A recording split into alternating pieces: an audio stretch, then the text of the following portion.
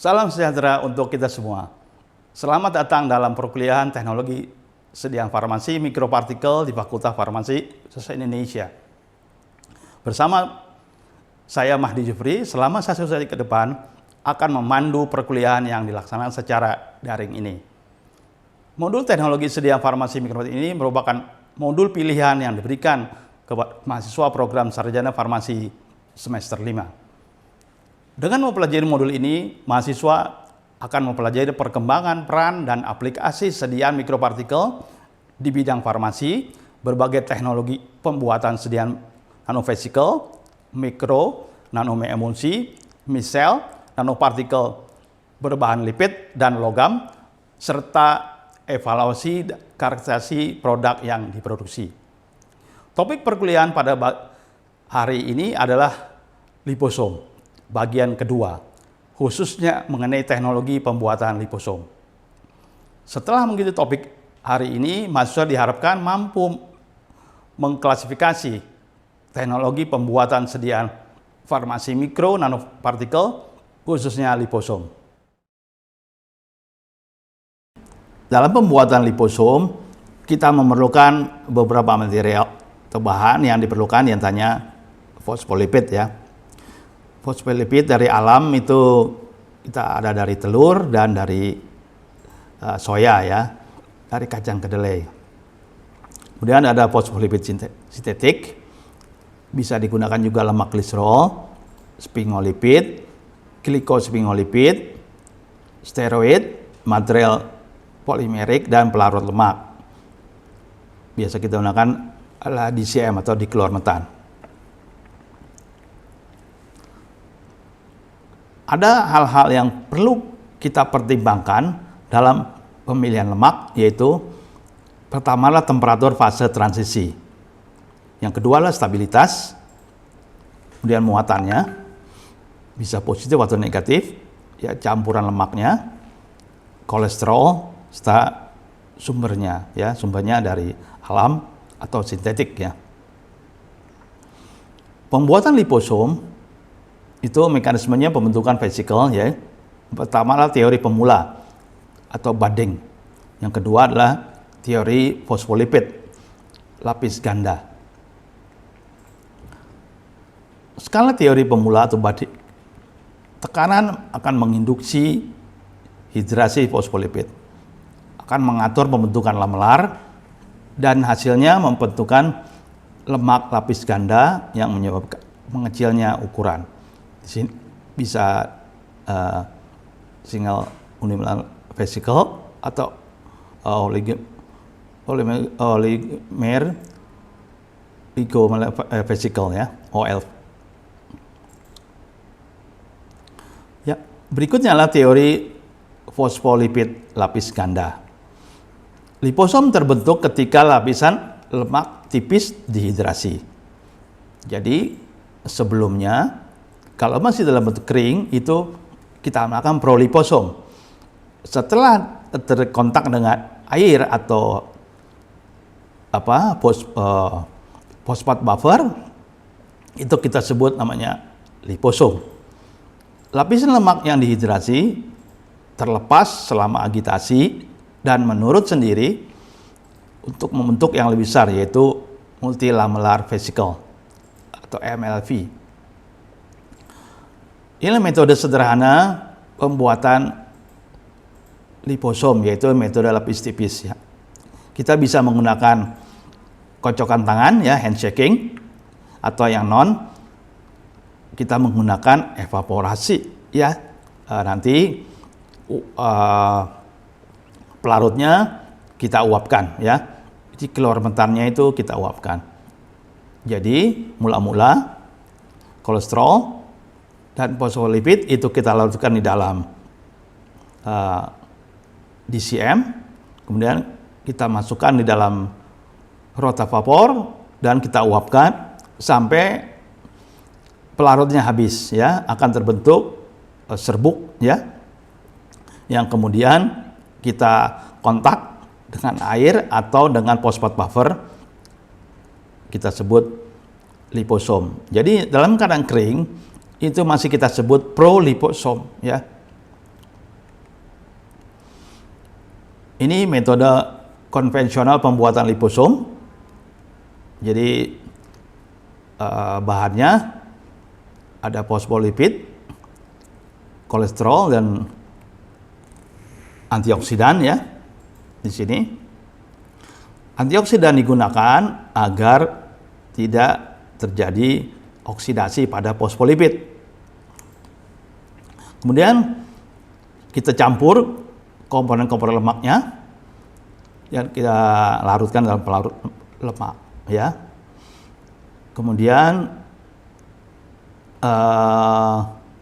dilakukan proses pirogenesi dengan ultrafilter ya. Dilakukan filtrasi, kemudian obat dalam bentuk garam, antioksidan dan juga buffer, water for injection itu difilter, kemudian akan dilakukan hidrasi dan penghilangan pelarut. Selanjutnya akan pengembalian pelarut. Setelah dilakukan hidrasi, dilakukan ekstruksi, yaitu untuk pengecilan ukuran partikel. Dengan cara misalnya kita lakukan sonikasi misalnya, ya kita akan peroleh obat yang bebas ya. Obat bebasnya akan kita dapatkan sehingga kita akan recovery obat bebas. Kemudian kita filter, kemudian setelah itu kita lakukan sterilisasi. Setelah sterilisasi kita lakukan penutupan dari vial dan proses untuk penutupan dengan sterilisasi ya, atau juga dengan proses aseptic processing untuk obat-obat yang tidak tahan panas. Metode untuk pembuatan SUV pertama kali adalah sonikasi, kemudian bisa menggunakan fragmentasi geseran tinggi, bisa juga dilakukan metode injeksi pelarut. Injeksi pelarut yang tidak bercampur bisa melakukan infusi ether, injeksi fluorokarbon, injeksi pelarut yang bercampur air, injeksi etanol, metode injeksi modifikasi etanol. Yang pertama adalah fragmentasi geseran tinggi. Di sini ada piston, kemudian ada cell body, kemudian ada valve tekanan di sini. Di sini menggunakan alat French pressure cell ya. Akan dihasilkan liposom dengan ukuran yang kita inginkan. Ini metode injeksi pelarut. Di sini ada infusion pump dan gasket ya. Dan ada wadah yang untuk mengontrol dari temperatur ya. Di sini juga ada vakum pump.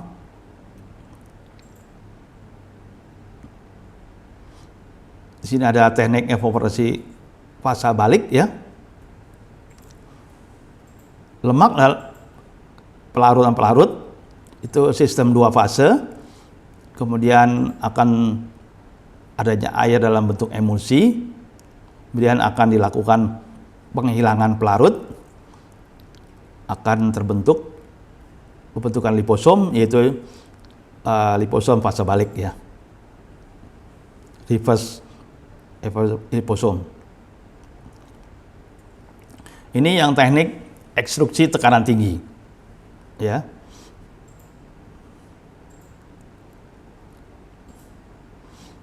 Jadi ini diekstruksi dengan tekanan yang tinggi. Ini cara mengontrol ukur liposom ya.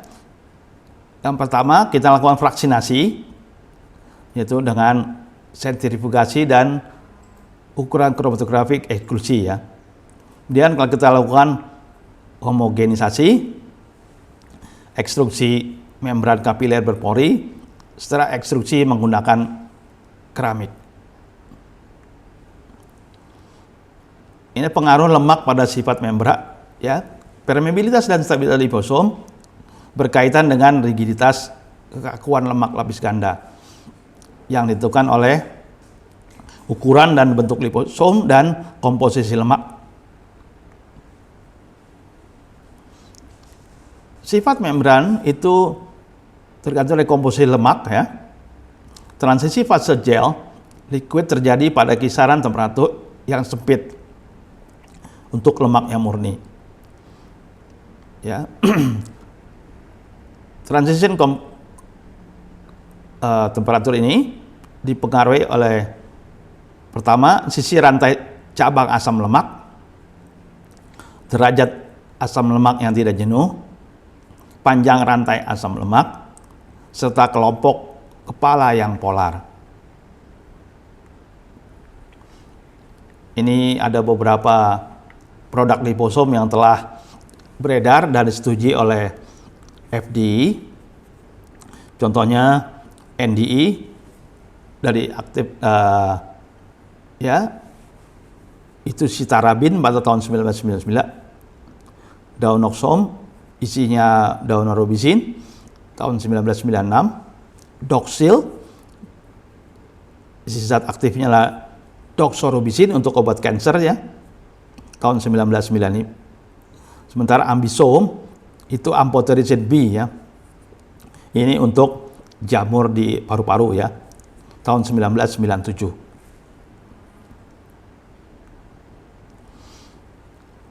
Yang terakhir adalah masa depan atau future dari liposom ini. Penelitian dengan insulin misalnya menunjukkan bahwa liposom merupakan cara efektif untuk membungkus protein peptida untuk penggunaan parenteral. Jadi diperlukan penelitian klinis untuk beberapa formulasi liposom. Demikianlah pertemuan kedua perkuliahan ini. Kita telah mempelajari tentang mengenai teori sistem dan teknologi pembuatan liposom bagian kedua. Pada pertemuan berikutnya, kita akan membahas mengenai itosom dan transfersom.